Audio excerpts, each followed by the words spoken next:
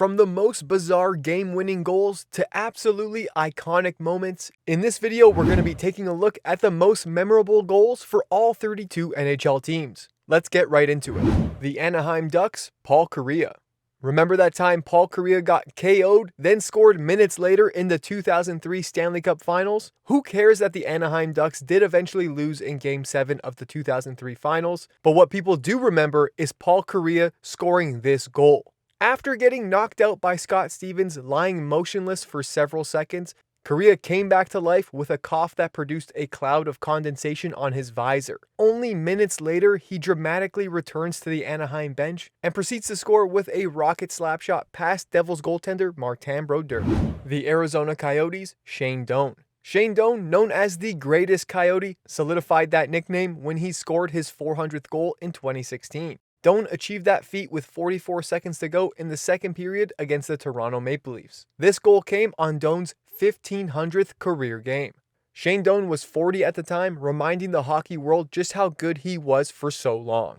The Boston Bruins, Bobby Orr. On March 10, 1970, Bobby Orr flew through the air after scoring one of the most famous goals in NHL history. The Bruins were up 3-0 in the series with the St. Louis Blues, but the score in Game 4 was tied 3-3 after regulation. Bobby Orr, who had yet to score in the series, needed only 40 seconds in overtime to fix that. After dishing the puck forward to Derek Sanderson behind the net, Orr cut to the middle, collected a return pass from Sanderson, and beat the Blues goalie Glenn Hall with a quick shot. But it's what happened next that is forever imprinted on the memories of hockey fans. Blues defender Noel Picard's stick got stuck in Orr's skates as he shot the puck, sending the hockey legend flying through the air. The Buffalo Sabres, Brad May.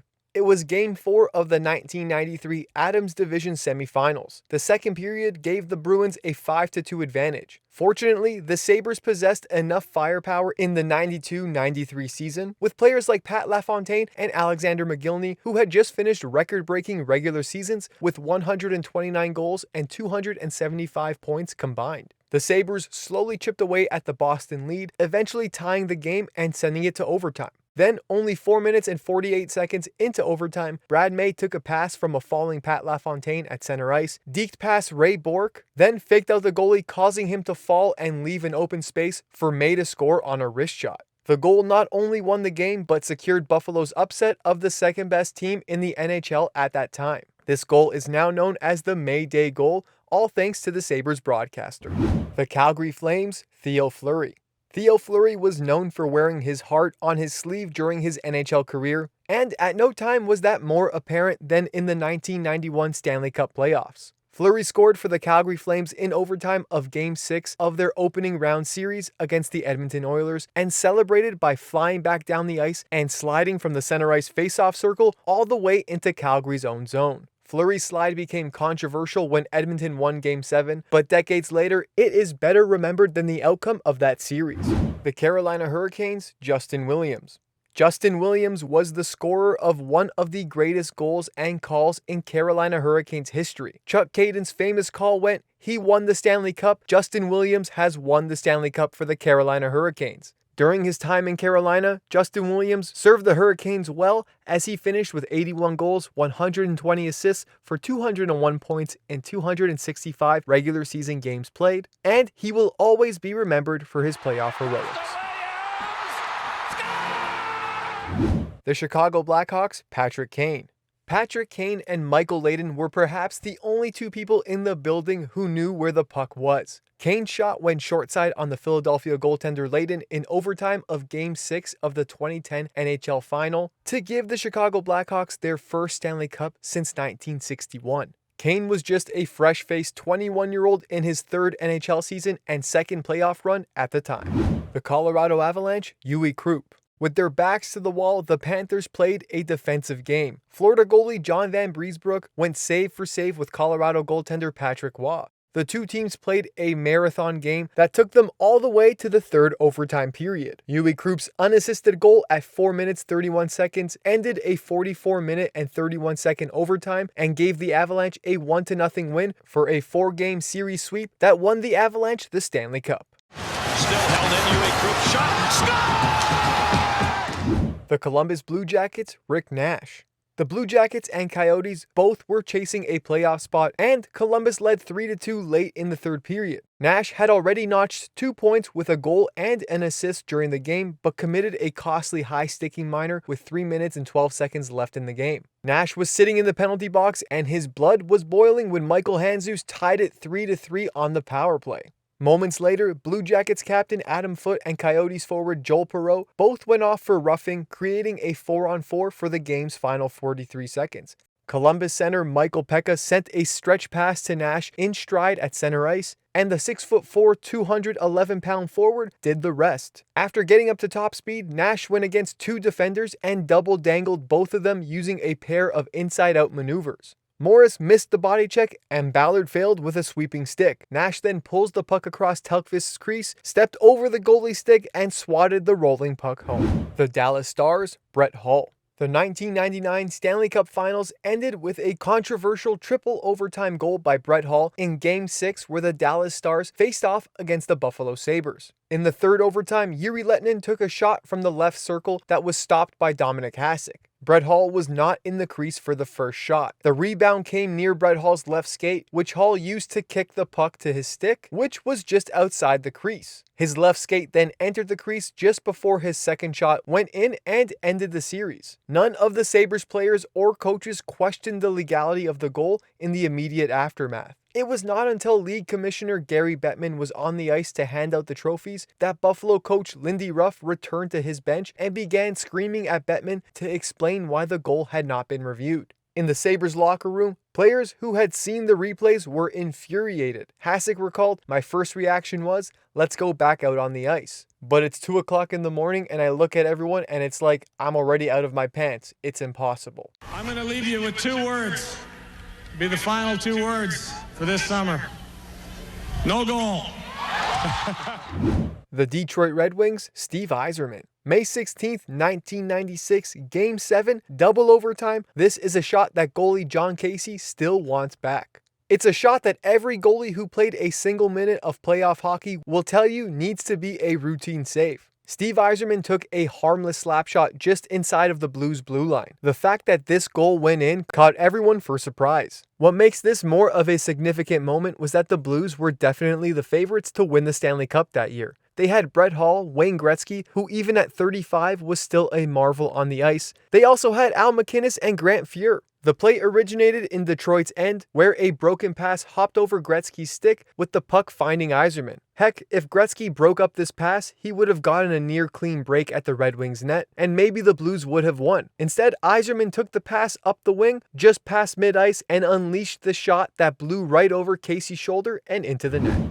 The Edmonton Oilers, Ales Hemsky. This memorable Oilers goal all starts with one of the worst misses we've ever seen in the NHL. January 4th, 2007, Patrick Stefan came down the ice with a little more than a dozen seconds remaining in the game between the Stars and the Oilers, and Stefan had a chance to put away the game for good. Stefan takes the puck away from Marc-Andre Bergeron after he fanned on a pass, skated towards the open net, moved the puck from his forehand to his backhand when the unexpected happened. Stefan shifted the puck and it hit a rut on the ice and missed the empty net. After this embarrassing play, the Oilers were now in transition, breaking out of their zone and going towards the Dallas net. Hemsky receives a pass and quickly makes the move to score on Marty Turco. Now that's 2 unbelievable plays happening in a span of 10 seconds. The Florida Panthers, Scott Mellanby. Before the home opener of the 95-96 season, Scott Mellanby killed a rat in the locker room at the Miami Arena with his hockey stick. Mellanby went on to score 2 goals with that stick in a 4-3 victory over the Calgary Flames. In this game, the Florida fans made it rain rats on the ice. Goalie John Van Beesbrook dubbed Scott Mellanby's performance as the rat trick. The LA Kings, Alec Martinez. The longest postseason for the LA Kings led into the longest game they had ever played. After 94 minutes of impossibly tense hockey, Alec Martinez could not believe it when a rebound popped off Henrik Lundqvist's pads and came straight to his stick. Martinez scored 14 minutes and 43 seconds into the second overtime, and the Kings won the Stanley Cup for the second time in 3 years with a 3-2 victory over the New York Rangers in Game 5. The Minnesota Wild, Andrew Brunette. No one gave the Minnesota Wild much of a chance against the Colorado Avalanche, but there they were in Game 7 of the 2003 Western Conference quarterfinals, and the Wild found themselves in overtime against a veteran team. That's when the Wild proved everyone wrong. Andrew Brunette scored 3 minutes and 25 seconds into overtime as the Wild won their first ever playoff series with a 3-2 victory over the Avalanche. The Montreal Canadiens, Eric Desjardins. It was Game 2 of the 1993 Stanley Cup Final between the Montreal Canadiens and the LA Kings, who were led by Wayne Gretzky. Game 1 saw the Kings take the victory in Montreal. A desperate Canadiens roster returned for Game 2, looking to even the series. Eric Desjardins scored a hat-trick, including the overtime goal, to give the Canadiens a crucial win on their way to winning the Stanley Cup. This hat-trick goal by Eric Desjardins was the first time an NHL defenseman notched 3 goals in the finals. Now, the drama that happened throughout this game to get into overtime makes this game-winning goal even more impressive. With the Kings leading by a score of 2-1, Canadiens head coach Jacques Demers risked a delay of game penalty against his lineup and called for a measurement of Marty McSorley's stick curve. The stick was then deemed illegal, which led to a power play. Desjardins scored on the advantage, tying the game at 2 apiece and taking the game into overtime. It took only 51 seconds for Desjardins to net his historic hat-trick, a Game 2 victory, adding to the Habs' historic overtime win streak, which ended at 10 consecutive playoff OT wins on their way to their 24th Stanley Cup. The Nashville Predators, Colton Sissons. This is one of those moments where so many Predators fans will always remember exactly where they were, what they were drinking, and who they were with when this moment happened. Colton Sissons decided to take matters into his own hands in Game 6 of the Western Conference Finals against the Anaheim Ducks. He scored in the first period to pad the Predators' lead to 2-0, and then scored 2 more times to break the tie, eliminating the Ducks and bringing Nashville to their first ever Stanley Cup final.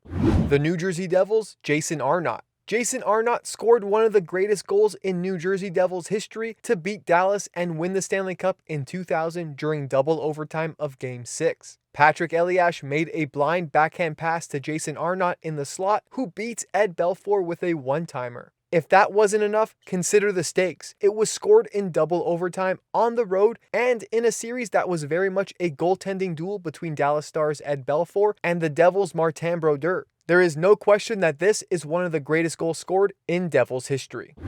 The New York Islanders, Bobby Nystrom. After a Game 5 loss in Philadelphia, the Islanders still held a 3-2 lead in the series. Game 6 was back in Long Island. After 2 periods, the Islanders were up 4-2 over the Flyers. Billy Smith, who allowed 6 goals in Game 5, continued to be bailed out by his D-men all game long, but during the 3rd period, the Flyers broke through twice, forcing overtime. After the midway point of overtime, the Islanders sent out a line of Lorne Henning, Bobby Nystrom, and John Tonelli. Henning, who had been on the Islanders since their inception in 1972, scooped the puck up in the neutral zone along the right wing boards and hooked the pass back through the center faceoff dot to Tonelli. Tonelli and Nystrom, who often practiced 2-on-2s, crisscrossed just ahead of the Flyers' blue line. Nystrom then snuck behind the Flyers' defense, and Tonelli slid the puck towards the middle of the ice. The pass perfectly deflected off Nystrom's stick from the slot and into the net, clinching the Islanders' first of 4 Stanley Cups.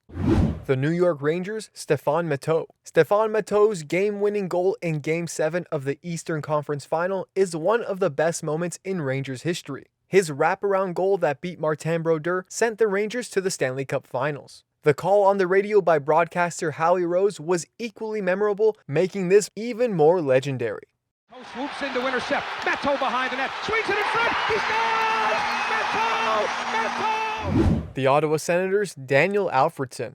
On May 19, 2007, for the first time since 1927, the Ottawa Senators finally had a chance to play for the Stanley Cup, and it's all thanks to their captain, Daniel Alfredsson. The game was tied 2-2 going into overtime. At the 9-minute 32-second mark, Alfredsson took a pass from Danny Heatley and skated into the Buffalo zone against 3 defenders. He let go a shot that looked innocent, but handcuffed Miller, going in the net, sending Alfredsson's teammates pouring off the bench. The Philadelphia Flyers, Keith Primeau. On May 4th, 2000, Philadelphia centerman Keith Primo scored in the 5th overtime to give the Flyers a 2-1 win over the Pittsburgh Penguins. This win tied the NHL Eastern Conference semifinals 2-2. The Flyers, who had lost their first 2 games of the series before winning the 3rd game, also in overtime, went on to win the next 2 games and advanced to play New Jersey in the conference finals. The Pittsburgh Penguins, Chris Kunitz. The 2017 playoffs brought on one of the most iconic moments in Penguins franchise history. In double overtime of Game 7 against the Ottawa Senators, Sidney Crosby found longtime linemate Chris Kunitz for an all-time goal that sent the Penguins into the Stanley Cup Finals for their 2nd straight season. That goal was Kunitz's 2nd of the game, but what many don't remember is that prior to the Game 7, Kunitz was going through a 25-game goal drought. At the 5-minute 9-second mark of the 2nd overtime, Kunitz gave Pens fans a moment that will live on in Penguins history. The San Jose Sharks, Owen Nolan. The 8th-seeded Sharks were given no chance to beat the President's Trophy-winning number 1 seed St. Louis Blues. San Jose wasn't supposed to stand a chance, but the gritty upstarts found a way to beat the odds. In Game 7, just under 15 seconds in the 2nd period, Owen Nolan unleashed a howitzer from center ice that remains one of the most memorable goals in Sharks history. The St. Louis Blues, Patrick Maroon. Patrick Maroon came to St. Louis on a mission to help his hometown team win their first Stanley Cup, and that is exactly what he did. In a 7-game series against their division rivals, the Dallas Stars, St. Louis found themselves right where they needed to be in order to win. In double overtime on home ice, the Blues had been facing a goaltender who was almost impossible to beat all game. That is until Maroon knocked the puck past Ben Bishop to score one of the biggest goals in Blues history. With his heroics, he sent his hometown team to the Western Conference Finals for a rematch with the San Jose Sharks. The Seattle Kraken, Oliver Bjorkstrand. Now this one is definitely still fresh in our minds, but there is no doubt that Oliver Bjorkstrand's heroics in the 2023 postseason will be remembered forever. To make this even better, he actually scored twice in the game, but the emphasis is definitely on his 2nd goal.